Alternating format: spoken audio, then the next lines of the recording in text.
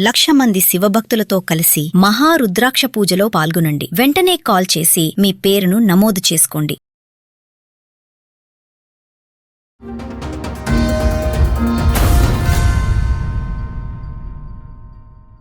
ఆఫీస్లో ఒక అమ్మాయి పరిచయం అయింది మేడం. నాకు తెలియదు. అయితే మా అత్త వాళ్ళతో రిలేషన్కి పంపించింది మా హస్బెండ్కి. ఇప్పుడు ప్రాబ్లం మీ ఆయనకుంటే ఎంతమంది అమ్మాయిలతో ఉంటే మాత్రం ఏముంది? మీ అత్తకి అంత బుద్ధి లేదా?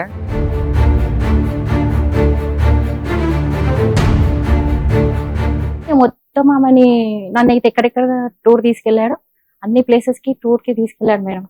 షిరిడి, ఊటీ, కొడైకెనాల్ అన్ని తీసుకెళ్ళింది మేడం.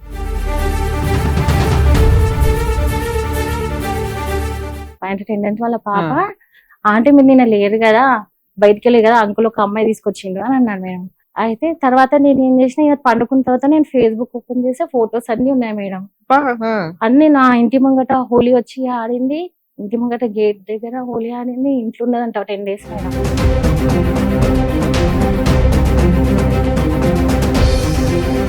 ఇప్పుడు మీ ఇద్దరు కలిసే ఉన్నారా? ఉంటాం కానీ వాళ్ళకి ఏంటంటే ఈమె ఎవరో నాకు తెలియదు అని అక్కడ ఫ్యామిలీ మొత్తం చెప్పుకొని తిరుగుతున్నాము. నేను అడుగుతానేమో నీకు పిచ్చా అని అంటారు అందరు.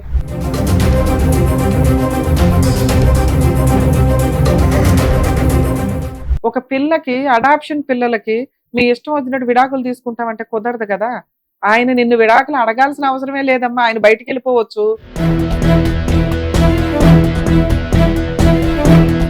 అడాప్షన్ తీసుకుంటాం మూసుకోండి అందరూ అని నిన్ను కాపాడుకుని ఉంటే ఈ రోజు నీ ఆలోచన విధానం ఇలా ఉండేది కాదు.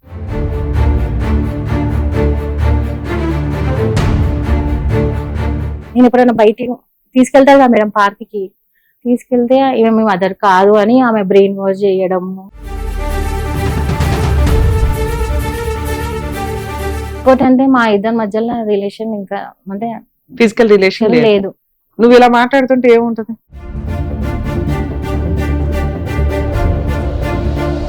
మీ ఆయన్ని ఎవ్వరూ లాక్కెళ్ళట్లేదండి, మీ ఆయన్ని ఎవరు లాక్కెళ్ళలేదు కూడా.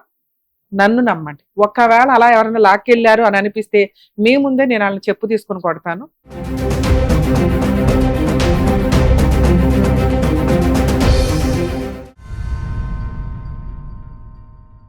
మేడం నమస్తే అండి. ఎక్కడి నుంచి ఏంటి ప్రాబ్లం? బోయినపల్లి నుంచి మేడం. బోయినపల్లి నుంచి. ఏం లేదు, మా హస్బెండ్ వేరే అమ్మాయితో రిలేషన్ లో ఉన్నారు మేడం. మీకు మ్యారేజ్ ఎప్పుడైంది? 2004 లో అయింది. 2004 అబ్బా, 22 years దగ్గర దగ్గర. అయితే మాకు మ్యారేజ్ అయి పిల్లలు కాలేదు, అబార్షన్ అయింది అనమాట 10 years కి. IVF చేసి అబార్షన్ అయింది. మీ హస్బెండ్ ఏం చేస్తారు, మీరేం చేస్తారు? నేను ఇంట్లో ఉంటాను మేడం. మా హస్బెండ్ బ్యాంక్ లో వర్కింగ్ చేస్తారు మేడం. అయితే ఏంటంటే పిల్లలు పుట్టలేదని వేరే అమ్మాయితో మీది అరేంజ్డ్ మ్యారేజా లవ్ మ్యారేజా? Arrange marriage. అడాప్షన్ తీసుకోవచ్చు కదా. పాపని అడాప్షన్ తీసుకున్నాం మేడం. చేసుకున్నారా? చేసుకున్నాక ఏంటంటే ఎప్పుడు చేసుకున్నారు? మొన్న 20లో చేసుకున్నాం మేడం. అయితే వీళ్ళకి నాకు తెలియకుండా వేరే అమ్మాయితో, అంతకు ముందుకే వేరే అమ్మాయితో ఆఫీస్ లో ఒక అమ్మాయి పరిచయం అయింది మేడం. నాకు తెలియదు. అయితే మా అత్త వాళ్ళతో రిలేషన్ కి పంపించింది మా హస్బెండ్ కి, ఈమెకి ఇంకా పిల్లలు పుట్టారు అని. అయితే నాకు తెలియదు ఇంకా అసలు ఈ సంగతి. తర్వాత మేము రెంట్ హౌస్ లో ఉంటాంగా మేడం. నేను ట్రీట్మెంట్ కోసం అని ఫస్ట్ మా హస్బెండ్ చేయించాడు IVF. అయితే కన్సీవ్ అయింది. IVF మళ్ళీ ప్రెగ్నెంట్ ట్యూబ్ లో పడిపోయింది, అబార్షన్ అయిపోయింది మేడం. అయితే ఈ పాప ఆమెనే మేడం. అయితే తెలిసిన వాళ్ళ ద్వారా డాక్టర్ అడాప్షన్ చేసుకున్నాము. అయితే ఏమైంది మేడం, వాళ్ళ టార్చర్ వాళ్ళది నాకు తెలియదు. మీది 22 years మ్యారిటల్ రిలేషన్ అంటే నువ్వు లేకుండా మీ భర్త లేకుండా మీరు ఉండలేరు. అంత బాండింగ్ వచ్చేస్తుంది ఇద్దరికి. పిల్లల కోసం మీరు మాక్సిమం ప్రయత్నించారు IVF ద్వారా గానీ ఇంకో రకంగా గానీ ఏదన్నా. అయితే మా అత్తగారు ఏం చేసిందంటే ఆయన మైండ్ చేంజ్ చేసేసింది మేడం. చేంజ్ చేసేసింది. మీ అత్తగారు మీరు కలిసి ఉంటారా? లేదు, ఆమెకి ఫస్ట్ నుంచి మనం అంటే ఇష్టం లేదని నాకు తెలియదు మేడం. తర్వాత తెలిసింది ఇష్టం లేదని. ఆయన ఇష్టంతో చేసుకున్నాడు అనమాట నన్ను. తర్వాత తెలిసింది. చక్కగా ఉన్నారు మీరు. అయితే చాలా ఫేస్ చేసిన మేడం. మామూలుగా అయితే IVF అన్ని చేయించారు. ఆయనకి ప్రాబ్లం అని వచ్చింది మేడం. ప్రాబ్లం అన్నాక మళ్ళీ ఏం చేసాం, 2 years ఆపేసి మళ్ళీ IVF కి నేను చేయిస్తాను మా డాడీ అప్పుడు మళ్ళీ ట్రై చేసిండు మేడం. అప్పటికే వేరే అమ్మాయితోని ఉన్నాడని నాకు తెలియదు మేడం. ఇప్పుడు ప్రాబ్లం మీ ఆయనకుంటే ఎంతమంది అమ్మాయిలతో ఉంటే మాత్రం ఏముంది, అయితే- యూజే లేదు కదా. మీ అత్తకి అంత బుద్ధి లేదా? మా అత్త చనిపోయింది మేడం మొన్న రీసెంట్ గా. వాళ్ళకి ఎట్లా తెలిసిందంటే ఉమ్. వేరే అమ్మాయితోని ఇప్పుడు 5-6 years నుంచి ఉంటున్నారు కదా మేడం. వాళ్ళకి ఇప్పుడు రియలైజ్ అయ్యింది, ఆహా నా ప్రాబ్లం అని. మా హస్బెండ్ కి ఇప్పుడు రియలైజ్. అప్పటి నుంచి ఏమో నా ప్రాబ్లం అని అనుకున్నారు మేడం. వేరే అమ్మాయిని ఏంటి పెళ్లి చేసేసుకున్నారా? ఏమో తెలియదు మేడం. అప్పుడైతే నేను మా ఇంటి ఇక్కడ బోయినపల్లి దగ్గర అక్కడ పైన మేము ఉండే రెంటర్స్ ఉంటారు కదా మేడం, టెండెన్స్. ఆమె హెల్ప్ ద్వారా మా హస్బెండ్ కొంచెం గేమ్ ప్లే చేసి మొత్తం స్కెచ్ గీసేసి ఉమ్. ఆమెతోని, ఆమె ఎట్లా చేయమంటే ఆమె ఎక్కడ ఉంది, ఈమె ఎట్లా ప్లాన్ చెప్తే ఆమె తోటి ద్వారా చేయించుకున్నాడు మేడం. ఏమని? సహా తీసుకొని కొంచెం ఎక్కడ ఉంచాలి నిన్న ఆ అమ్మాయి. నేను ఇంటికి వచ్చినప్పుడు ఆ అమ్మాయి ఇంటికి వచ్చి వెళ్ళింది మేడం, నాకు తెలియదు. ఆ అమ్మాయికి తెలుసు, పైన ఉన్న అమ్మాయికి. నాతోనేమో మంచిగా ఉండేది, మళ్ళీ నా హస్బెండ్ ముంగర తిట్టేది. ఇవన్నీ నాకు మొన్న రీసెంట్ గా తెలిసింది మేడం. వీళ్ళిద్దరికి ఎప్పటి నుంచి పరిచయం ఉంది అనుకుంటున్నారు? పెళ్లి అయిపోయింది అనుకుంటున్నారా? నాకేమో డౌట్ మేడం, ఆమె పెళ్లి అయిందో లేదో మీకు ఇంకా కన్ఫర్మేషన్ అయితే కానీ తెలియదు. మొత్తం ఆమెని నన్ను అయితే ఎక్కడెక్కడ టూర్ తీసుకెళ్లాడు, అన్ని ప్లేసెస్ కి టూర్ కి తీసుకెళ్లాడు మేడం. షిరిడి, ఊటీ, కొడైకెనాల్ అన్ని తీసుకెళ్ళింది మేడం. ఎవరిని? వేరే ఆఫీస్ లో కొలిక్ ఒక అమ్మాయి. ఆయన ఊరు వెళ్తే నీకు తెలుస్తుంది కదమ్మా. ఊరు లేదు మేడం, అమ్మాయి ఇక్కడ తీసుకొచ్చి ఇక్కడ పెట్టుకున్నాడు. ఇక్కడ పెట్టుకున్నారు. ఆమె ఆఫీస్ లోనే వర్కింగ్ మేడం ఆమె. అంటే సుమారు ఎన్ని సంవత్సరాల నుంచి అంటున్నారు మీరు? 5-6 years నుంచి. మా హస్బెండ్ ఈయన ఇంట్లో నుంచి వెళ్ళిపోయాడు మేడం. ఒకసారి వెళ్ళిపోయాడు ఇంట్లో నుంచి. న్యూ ఇయర్ నైట్ వెళ్ళిపోయాడు మేడం. మా ఇంట్లో ఏం చెప్పాడంటే నేనే గొడవ పడుతున్నా అని చెప్పాడు. ఏ విషయం మీద గొడవ పడ్డావు నువ్వు ఆ రోజు? అంటే ఈ అక్రమ సంబంధం తెలిసిందా లేకపోతే మామూలుగానే గొడవ పడ్డావా? నేను అని మా ఇంట్లోకి ఏమన్నా అంటే ఊకి ఇంటికి వస్తే గొడవ పడుతుంది, నన్ను మంచిగా ఉండనివ్వదు అని మా ఇంట్లో. అవునమ్మా, ఇంట్లోంచి వెళ్ళిపోవడానికి మీ ఇద్దరికైతే ఏదో గొడవ అయి ఉండాలి కదా. నేనేమో మంచిగా ఉండు, ఎందుకు వెళ్తున్నావు బయటికి, అమ్మాయితో ఎందుకు తిరుగుతున్నావు అంటే. నీకు అప్పటికే అమ్మాయి సంగతి తెలుసా? తెలుసు మేడం. అసలు నీకు ఎలా తెలుసు అమ్మాయి సంగతి? నేను మా సిస్టర్ వాళ్ళ ఇంటికి నుంచి వచ్చిన తర్వాత కింద వాకింగ్ చేస్తాను. ఎన్ని సంవత్సరాల క్రితం? 5-6 years. లాక్డౌన్ ముందా లాక్డౌన్ తర్వాత? లాక్డౌన్ ముందే మేడం. ముందే తెలిసింది. అయితే ఒక పాప పైనుంచి వాళ్ళ పాప కింద నేను వాకింగ్ చేస్తుంటే. ఎవరు పాప? పైన టెండెన్స్ వాళ్ళ పాప. ఆంటీ మీరు నిన్న లేరు కదా, బయటికి వెళ్ళి కదా, అంకుల్ ఒక అమ్మాయి తీసుకొచ్చిండు అని అన్నాడు మేడం. అయితే తర్వాత నేను ఏం చేసిన, పండుకున్న తర్వాత నేను ఫేస్బుక్ ఓపెన్ చేస్తే ఫొటోస్ అన్ని ఉన్నాయి మేడం. అన్ని నా ఇంటి ముంగట హోలీ వచ్చి ఆడింది, ఇంటి ముంగట గేట్ దగ్గర హోలీ ఆడింది. ఇంట్లో ఉన్నదంట 10 days మేడం. నేనేమో ట్రీట్మెంట్ కి మా ఇంటికి వెళ్ళా మేడం. ఇవన్నీ జరిగినాయి. కాదు అని. మరి ఆ ఫొటోస్ అన్ని స్క్రీన్ షాట్ తీసుకున్నారా? ఇంట్లో మా అత్తగారి ఇంటికి కూడా తీసుకెళ్ళాను మేడం. ఫొటోస్ ఉన్నాయా? ఫేస్బుక్ లో ఉన్నాయి అన్నావు. అంటే అంత ఎవరికైనా చూపించాలి అంటే డిలీట్ చేసేస్తాడు, కాబట్టి నువ్వు స్క్రీన్ షాట్ లన్నా తీసుకొని పెట్టుకోవాలి. తీసుకున్నావా? తీసుకోలేదు. ఇంకోటి ఏంటంటే మా అత్తగారి ఇంటికి తీసుకెళ్లి 3 days అక్కడ ఉన్నాను మేడం. అక్కడ మొత్తం 3 days ఉన్నాను మేడం. మా అత్త వంట చేసి పెట్టింది, అన్ని చేసి. ఆ అమ్మాయికి ఏమనంటే వాళ్ళ బ్రదర్ కి బాగాలేదు, ఇక్కడికి వచ్చి ఉన్నారు అని బ్లేమ్ చేస్తున్నారు మేడం. బ్రదర్ వస్తే మళ్ళీ ఈమె ఎందుకు వచ్చింది మేడం కొలికైతే? ఎవరైనా దగ్గర ముగ్గురు అన్న, వాళ్ళ బ్రదరు, ఆమె, మా హస్బెండ్, మొత్తం ఒక ఫోటో షూట్. మళ్ళీ ఇక్కడ మేమున్న ఏరియాలో ఆ అమ్మాయిని ఏమో కొంచెం అవతల ఏరియాలో పెట్టాడు మేడం. అది నాకు ఎట్లా తెలుసు అంటే, నేను ఎదురుగా పాల ప్యాకెట్ కి వెళ్తుండే మేడం. మామూలుగా అయితే వెళ్ళాను, సామాన్యంగా వెళ్తే అతనికి నా ఫోన్ రీఛార్జ్ కోసం అని వెళ్ళినా. అయితే నన్ను బుక్ ఓపెన్ చేసింది మేడం, ఖాతా పెడతాం కదా. ఓపెన్ చేసినప్పుడు మా హస్బెండ్ పేరు ఉంది మేడం. నంబర్ నాకు తెలుసుగా మేడం మా హస్బెండ్ది. అది మా హస్బెండ్ నంబర్ కాదు మేడం, వేరే నంబర్ ఉంది. అప్పుడు చూసిన మేడం, అప్పుడు నాకు ఐడియా వచ్చింది. ఆ పాప చెప్పడం ఒక ఐడియా వచ్చింది. అప్పుడు అంత క్లియర్ గా తెలియదు, నిజంగానేమో వచ్చిందేమో, తాగి వెళ్ళిందేమో అని అనుకున్నా మేడం. సో మీరు అడిగినాక ఆయన అలిగి వెళ్ళిపోయాడు. వెళ్ళిపోయి ఎక్కడికి వెళ్ళాడు? మీ అత్తగారింటికా లేకపోతే రూమ్ తీసుకొని ఉన్నాడు? ఫోన్ చేస్తే రాలేదు ఇంటికి. ఇక నేను 2 days అప్పటికి పాపని అడాప్షన్ చేసుకున్నారా? చేసుకోలేదు. లేదు మేడం. 2 days 3 days అయిపోయింది, ఇంటికి రాలే మేడం. నేను ఎవరికి చెప్పలేము, మా మమ్మీ వాళ్ళకి కూడా. మా సిస్టర్ వాళ్ళకి ఆయన ఫోన్ చేసి మీ అక్కని చూసుకోండి, నాకు తెలియదు, ఒకే గొడవ పెట్టుకుంటుందని చెప్పాడు మేడం. అయితే నేనేం గొడవ పెట్టుకుంటున్నాను. అయితే నేనేం చేసిన, నాకు డౌట్ వచ్చి మా తమ్ముడు ఉంటాడు, కజిన్ వాళ్ళ ఫ్రెండ్ వచ్చి, వాళ్ళు మా ఇంటి వెనుక రోడ్ ఇట్లా వెళ్తే రోడ్ వస్తుంది మేడం. ఆ రోడ్ వెనుక షాప్ ఉంది కదా, అక్కడ వెయిట్ చేశాను మేడం. అయితే ఈయనని అబ్జర్వేషన్ చేస్తే ఆయన అక్కడనే ఉన్నాడు ఎంతసేపటికి. నాకేం చెప్పాడంటే, నేను వేరే దగ్గర హాలిడే కదా, మామూలుగా పార్ట్ టైంకి వెళ్తున్నా అని చెప్పిండు మేడం. నేను నిజంగానే వెళ్ళిపోయిండేమో ఆ. అనుకున్నా. 6 నెలలు ఇల్లు ఎలా గడిచింది మీకు? ఇల్లు అంటే ఇంట్లోకి వస్తాడు మేడం. మా ఇంట్లో ఫ్యామిలీ కదా మేడం. అందరు పిలిచి మాట్లాడితే ఏం లేదు, ఈమెనే అబద్ధాలు, ఈమెకే అనుమానం, ఈమెకే పిచ్చి సైకలాజికల్ ప్రాబ్లమా? అని అన్నారు మేడం. అని అన్నారు. నన్నే బ్లేమ్ చేశారు అందరూ. మా ఇంట్లో వాళ్ళు కూడా అందరు నన్నే తిట్టారు మేడం అప్పుడు. కానీ లాస్ట్కి తెలిసింది ఇప్పుడు ఏంటంటే అతనికే ఇష్టం లేదు అని. ఇప్పుడేం తెలిసింది? ఇప్పుడు ఏంటంటే ఆ అమ్మాయి మళ్ళీ రిటర్న్ వెళ్ళింది. 2018 వెళ్ళిపోయింది. మళ్ళీ రిటర్న్ వచ్చింది. పాపను మేము 2020లో అడాప్షన్ చేసుకున్నాం మేడం. ఆమె బాంబే నుంచి ట్రాన్స్ఫర్ అయ్యి అక్కడికి వెళ్ళింది మేడం. వెళ్ళిపోయింది, మళ్ళీ రాదు అని చెప్పింది మేడం.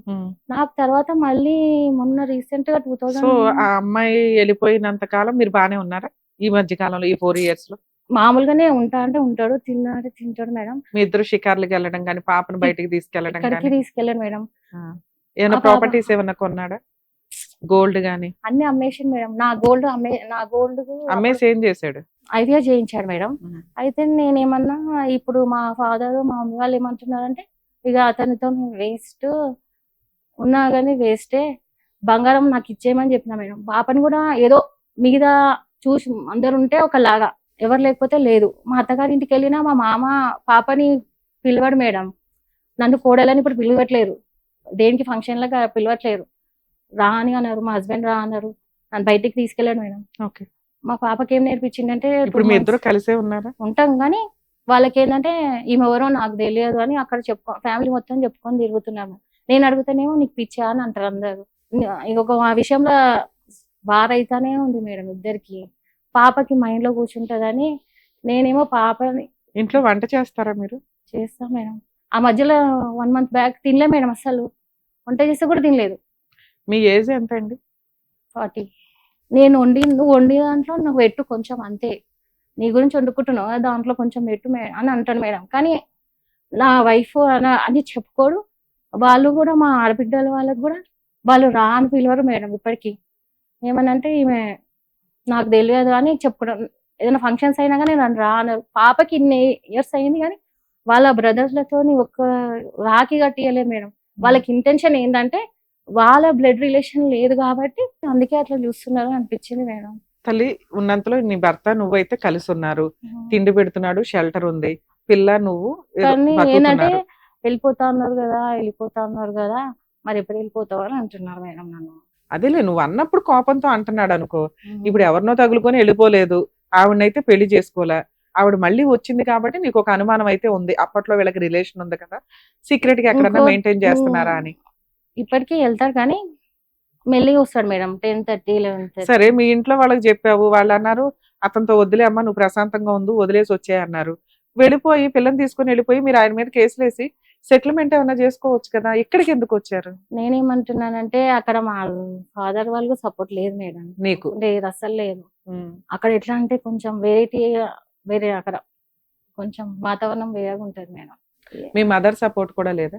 ఎవరు సపోర్ట్ లేదు మేడం. రమ్య గారు సపోర్ట్ చేస్తారని ఎలా అనుకున్నారు? అంటే టీవీలో చూసాను మేడం. చూసినప్పుడు ఒక క్లారిటీ ఉండాలిగా. నాకేందంటే పాపని తెచ్చుకున్నాము, ఆ పాపకి తల్లిదండ్రులు అనేది ఉండాలి మేడం. మరి కలిసి ఉండాలి కదా నువ్వు. ఆయనేమో అలా ఫీలింగ్ ఆ పాపకి ఈమె మదర్ కాదు అని. నేను ఎప్పుడైనా బయటికి తీసుకెళ్తాడు కదా మేడం, పార్క్కి తీసుకెళ్తే ఈమె మీ మదర్ కాదు అని ఆమె బ్రెయిన్ వాష్ చేయడము అట్లా నేర్పిస్తున్నాడు మేడం. ఆ పిల్ల ఎందుకు పాడైపోతుంది, ఒక జీవితం ఎందుకు పాడు కావాలి? నాకు బంగారం నాకు ఇచ్చేసి నేను ఊరికే ఈ టెన్షన్స్ కి పాప పాడైపోతుంది మేడం. ఆ పాపకి బాగా అటాచ్మెంట్ అయిపోయింది. నీకేం కావాలి? నాకా మేడం? ఏం లేదు మేడం, నా బంగారం తీసుకున్నాడు మేడం. నా బంగారం నాకు ఇచ్చేయమని చెప్పిన మేడం. ఇచ్చేసి పాపతో ఆయనకి ఇష్టం ఉంటే ఉండమని, ఆ అమ్మాయిని పంపించమని నేను అనుకుంటున్నా మేడం. అమ్మాయి ఎక్కడుంది? ఇప్పుడు ఇక్కడనే గచ్చిబౌలిలో వర్కింగ్ ఆ చేస్తాను. అమ్మాయి పని అమ్మాయి చేసుకుంటుంది, నువ్వెవరు హైదరాబాద్ నుంచి ఒకళ్ళు పంపించేయమంటానికి? అది లా కాదు కదా. కొన్ని కోట్ల మంది ఉంటారు హైదరాబాద్ లో, నాకు నచ్చలేదని పలానా ఆవిడ బయట పంపించేయండి అని అంటానికి నాకే రైట్స్ ఉండవు కదా, అవునా? నాకు నచ్చకపోతే నేను వెళ్ళిపోవాలా? కానీ అంటే ఆమెకి ఏంటంటే ఆమెకి ఎక్కువ ప్రిఫరెన్స్ ఇస్తున్నాడు మేము ఇప్పటికైనా కానీ. ఇప్పుడు నీ దగ్గర ఉన్న ఎవిడెన్స్ ఏంటి? నా దగ్గర ఉన్న ఎవిడెన్స్ ఆమెతో తిరిగిన ఫోటో ఒకటి ఉంది మేడం. అది కొలీగు ఎక్కడైనా తిరుగుతారు, నేను మా ఆఫీస్ స్టాఫ్ ని అన్ని ఊర్లకి తీసుకెళ్తాను తెలుసా. ఇయర్ అంతా కష్టపడతామని హాలిడేస్ వచ్చినాయి అంటే మా జూనియర్స్ అందరినీ ఊర్లు తీసుకెళ్తూ ఉంటా. ఇంకోటి అంటే మా ఇద్దరి మధ్యలో రిలేషన్ ఇంకా అంటే ఫిజికల్ రిలేషన్ లేదు. లేదు. నువ్వు ఇలా మాట్లాడుతుంటే ఏముంటది? మీకు ఆల్రెడీ డిప్రెషన్ ఉంది. ఈ పనుల వల్ల, ఈ ఐవీఎఫ్ల వల్ల, వీటి వల్ల చక్కగా బొమ్మలాగా ఉన్నారు మీరు. మీ వాల్యూ మీకు తెలియట్లా, మీ పవర్స్ మీకు తెలియట్లా. నేనేమంటున్నా అంటే మా వాళ్ళు వచ్చి మాట్లాడినా కానీ ఏం లేదు, ఈమెనే పిచ్చి అని అంటున్నారు మేడం. నాకేంటంటే పాప పాడైపోతుంది. పాప బాగానే ఉంది, మీ ఆయన బాగానే ఉన్నాడు, మీ అమ్మా నాన్న బాగానే ఉన్నారు. ఇక్కడ బాగుంది ఎవరు అంటే మీరు, మీ ఆలోచన. చూసారు కదండి, ఒక స్త్రీ పిల్లల్ని తను కనలేకపోయినా, భర్తే కనకపోయినా బ్లేమ్ వేసేది మాత్రం ఆడవాళ్ళ మీద. ఆ అమ్మాయి కాపురం నిలబెట్టుకోవడం కోసం తన శరీరాన్ని కొల్లబొడుచుకున్నట్లు లెక్క. ఒకప్పుడు పిల్లలు పుట్టకపోతే ఏదో మాయలు మంత్రాలు అని చెప్పి ఒకటి, రెండు ఈ ఈ చెట్లకి ఆ చెట్లకి ఉన్న ఏవో తీసుకొచ్చి పసర్లు పోసి చంపేసేవాళ్ళు. మెడికల్ టెక్నాలజీ అనేది ఆయుర్వేదం ఎప్పుడు మనకి ఫేమస్, దానివల్ల మంచి ప్లస్ ఉంది. కొంచెం ఫాస్ట్గా ప్రాబ్లమ్స్ క్లియర్ అవ్వడానికి వచ్చింది అలోపతి మెడిసిన్స్. అవి ఎంతలా అడ్వాన్స్డ్ అవుతున్నాయంటే పిల్లల్ని కనటం కోసం ఐవీఎఫ్లు, పేర్లు చెప్పమ్మా, మీరేవో 4 ట్రీట్మెంట్లు. IUI, IVF. శరీరం సర్వనాశనం అయిపోద్ది ఒక స్త్రీకి. మనకున్న ఆహారపు అలవాట్లలో ఉన్న దరిద్రాలు కానీ, హెల్దీ ఫుడ్ అసలు ఎవరూ తినట్లేదు కదా.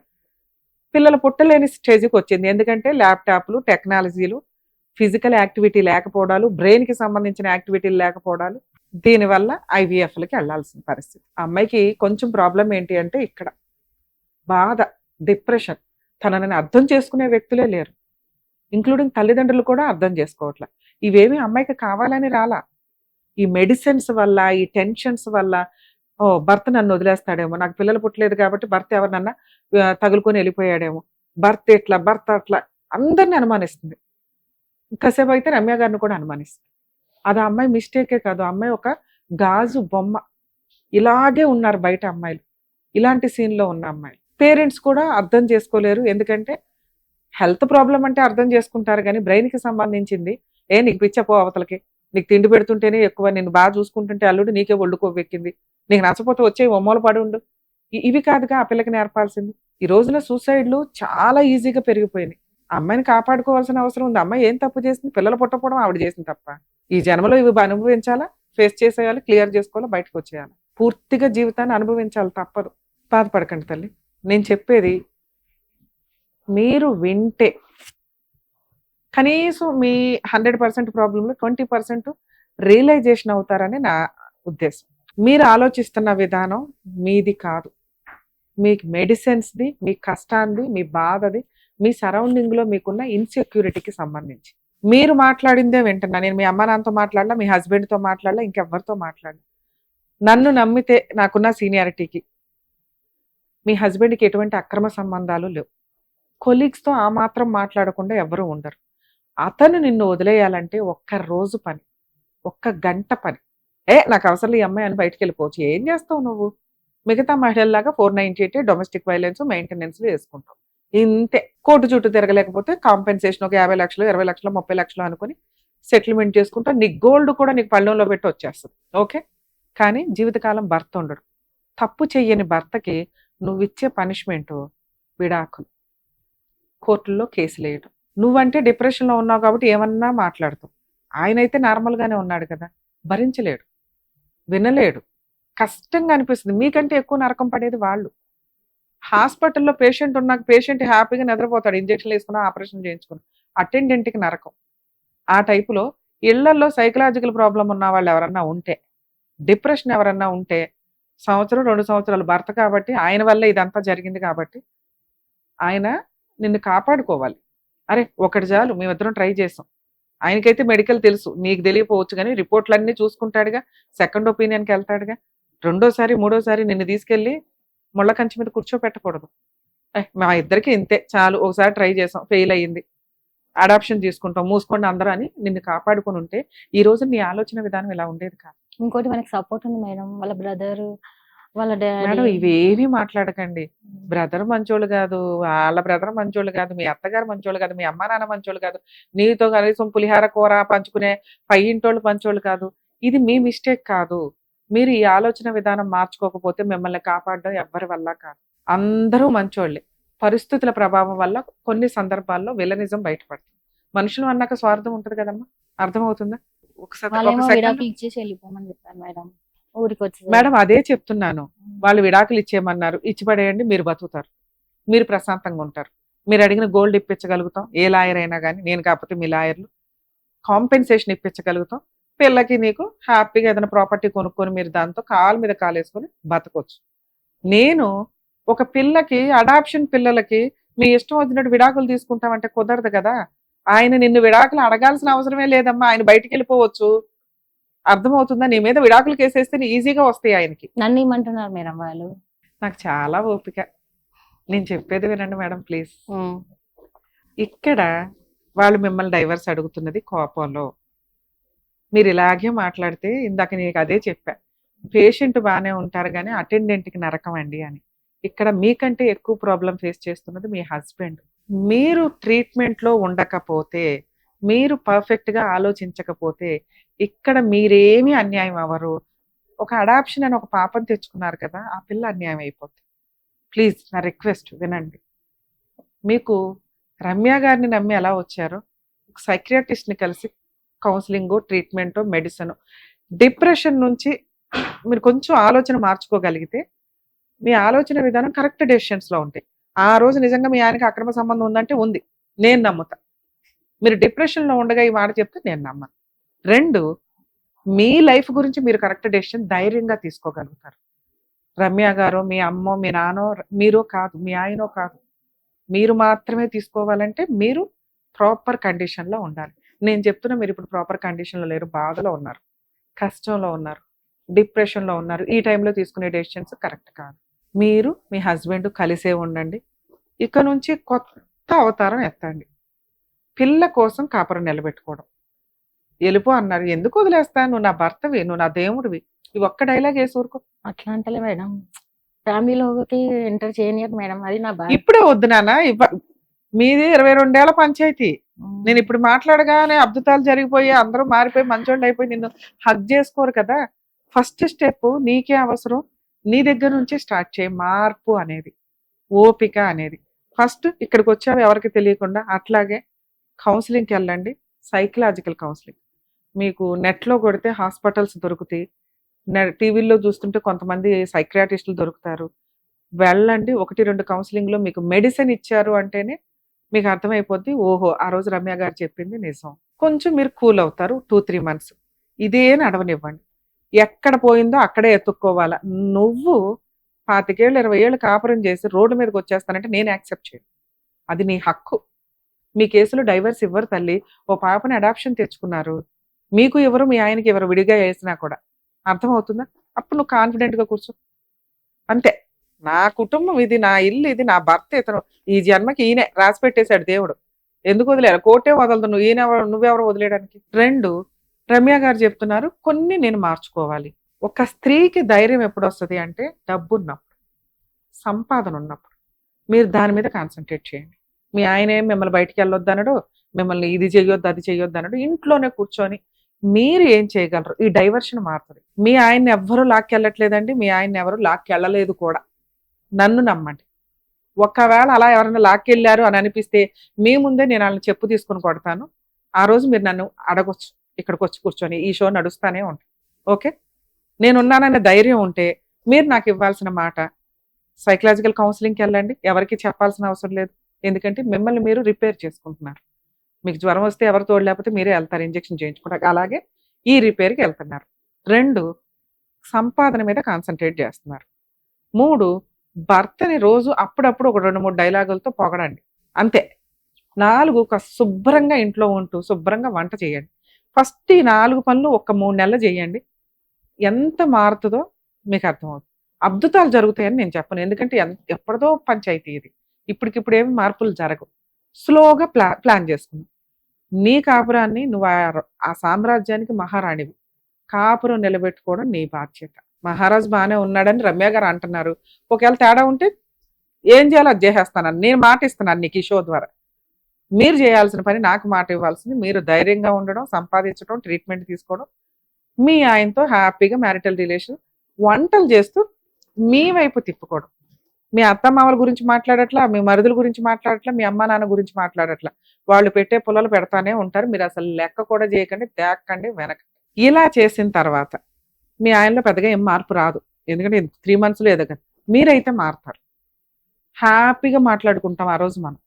ఆ తర్వాత మీ హస్బెండ్ తోటి నేను ఫోన్‌లో మాట్లాడి కౌన్సిలింగ్‌కి పిలిపిస్తా. మీ వాల్యూ తెలుస్తది. గోల్డ్ గురించి వాటి గురించి ఆ రోజు మాట్లాడొచ్చు. ఇది కరెక్ట్ టైం కాదు. మీకు గోల్డ్ ఇప్పించామంటే విడాకుల పంచాయతీ మాట్లాడతారు. ఆయన ప్రేమతో గోల్డ్ తెచ్చి నీకెయ్యాలి. మీరిద్దరు కొనుక్కున్న గోల్డ్. మీ ఇంట్లో వాళ్ళు నీకిచ్చిన గోల్డ్ అవంతా. అవి ఎక్కడికి పోవు. మీరు విడిపోయే రోజు అవి వచ్చేస్తాయి. మీరు హ్యాపీగా ఉన్న రోజు అవి వచ్చేస్తాయి. మీరు విడిపోవద్దు, హ్యాపీగా ఉండండి అంటున్నాను నేను. నువ్వు అడుగుతున్నది గోల్డ్. ఏ దారిలో తెచ్చుకోవడానికి చూడు. ఆ దారికే నేను చెప్పింది మార్క్. ప్లీజ్ ఇది నా రిక్వెస్ట్ అనుకోండి. ట్రై చేయండి. మీ వంతు ప్రయత్నం మీరు చేస్తే నా వంతు హెల్ప్ నేను చేస్తాను. 2-3 మంత్స్ తర్వాత ఇప్పుడు కాదు. ఇది కరెక్ట్ కాదు. మీ ఆయనతో నేను ఇప్పుడు మాట్లాడడం వల్ల ఇంటికెళ్ళి వంట చేసుకోలేవు. నెక్స్ట్ మీ పవర్ మీరు తెలుసుకోండి తల్లి. చక్కగా ఉన్నావు, క్యారెక్టర్‌తో ఉన్నావు. ఈ 2 ఉన్న అమ్మాయి ఎందుకు ఈ పిచ్చి పనులు? ఇంత డిప్రెషనా? ఇంత కష్టమా నీకు? నీకున్నది కష్టం ఇంతే. నువ్వే క్రియేట్ చేసుకునేవి ఇవన్నీ. అన్నీ పోతాయి నాన్న. ఒక పాప మిమ్మల్ని నమ్మి గవర్నమెంటోళ్ళో, డాక్టర్‌లో ఎవరో ఒకళ్ళు మీకు అడాప్షన్ చేశారు. నువ్వు లేకపోతే ఆ పాప ఏమైపోద్ది తల్లి? ఇన్ని రోజులు మీ ఆయన కోసం బతికావుగా. ఇప్పుడు పాప కోసం. పాపకి ఎవరు కావాలి? తల్లిదండ్రులు ఇద్దరూ కావాలి. అది ఓన్లీ నీ చేతిలోనే ఉంది. ఒకవేళ ఆయనే వదిలేశాడు, నీకే వదిలేయాలనిపించింది. గోల్డ్ వచ్చేస్తది. ఇందాక నేను చెప్పినట్టు డబ్బులు వచ్చేస్తాయి. నువ్వు కాళ్ళ మీద కాలేసుకుని బతుకుతావు. కానీ పాపకి తండ్రిని ఇవ్వలేంగా. పాపని నీకే ఇస్తారు కోర్టు వాళ్ళు. అర్థమవుతుందా? సో కాబట్టి కొంచెం ధైర్యంగా నేను చెప్పిన ఈ 4-5 కండిషన్స్ ఫాలో అవ్వండి. మీకు అందుబాటులో నేను ఉంటాను. సరేనా? All the best. జాగ్రత్త. ఆడపిల్ల పుడితే ఇంట్లో మహాలక్ష్మి పుట్టింది అనే మాటలు మనం ఎప్పుడు వింటాం. పుట్టింట్లో ఆడపిల్ల మహాలక్ష్మి అయినప్పుడు అత్తగారింట్లో అదే మహాలక్ష్మి ఎందుకు అవ్వట్లేదు? వాళ్ళ ఆలోచన విధానమా? అత్తమామల క్రూయాలిటీయా? భర్తకి ఆ మహాలక్ష్మి వాల్యూ తెలియకపోవడమా? లేదా మహాలక్ష్మికి సైకలాజికల్ ప్రాబ్లమా? ఇవన్నిటి గురించి ఆలోచించాల్సింది మీరు మాత్రమే. మన ఇంటికి ఒక ఆడపిల్ల వచ్చింది, ఆ పిల్ల మన ఇంటి మహాలక్ష్మి, ఆ పిల్లని కాపాడుకోవడం మన బాధ్యత అని భర్త, అత్తమామలు, కుటుంబ సభ్యులు అనుకుంటే ఇలా డిప్రెషన్స్లోకి వెళ్ళిపోవాల్సిన అవసరం ఉండదు. నెక్స్ట్ మెడికల్గా ఐవీఎఫ్లకి వీటికి వెళ్ళేటప్పుడు ఒక్కసారి ఆలోచించండి. తొక్కులో సొసైటీ గోంగూర. సొసైటీ మనకు అవసరం. సొసైటీతో రెస్పాన్సిబుల్గా ఉండడం మనకు అవసరం. సొసైటీకి మన వల్ల అన్యాయం జరగకూడదు. అలానే సొసైటీ వల్ల మనకు అన్యాయం జరగకూడదు కదా. జనాలు ఏమనుకుంటారని 10 సార్లు 3 సార్లు 2 సార్లు ఐవీఎఫ్లు అనేవి చాలా డేంజర్ అండి. ఒక ఆడవాళ్ళ జీవితం, బాడీ మొత్తం సర్వనాశనం అయిపోద్ది. మీ కుటుంబ సభ్యులు మీరే ఆలోచించకపోతే నేను ఎంతకని ఆలోచించి మాట్లాడాలా?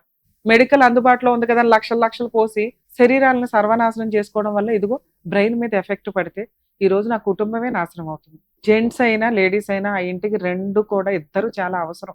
ఆ బండి సక్రమంగా నడవాలంటే. డిప్రెషన్స్లోకి వెళితే అవతల వ్యక్తి పార్ట్నరు వీళ్ళని హ్యాపీగా ఉంచడం ఎట్లాగా అని చూసుకొని అందులోంచి బయటపడేయడానికి కావాల్సిన సిచ్యుయేషన్స్ని క్రియేట్ చేస్తే ఆరాంగా అమ్మ ఈ రోజున టీవీ షోలు ఎత్తుక్కొని రావాల్సిన అవసరం ఉండదు. ప్లీజ్ దయచేసి డిప్రెషన్లో ఉన్నప్పుడు అన్నెసరీ డెసిషన్స్ తీసుకోకుండా కొంచెం హెల్త్ బాగోకపోతే ఏ రకంగా డాక్టర్ల దగ్గరికి వెళ్తారో అలా సైకియాట్రిస్ట్ ట్రీట్మెంట్లకి వెళ్ళండి. లేదా మీకు నచ్చే పని ఏదో చేసుకుంటూ మోటివేట్ అయ్యి సైకలాజికల్గా ఆ డిప్రెషన్ నుంచి బయటపడండి ప్లీజ్.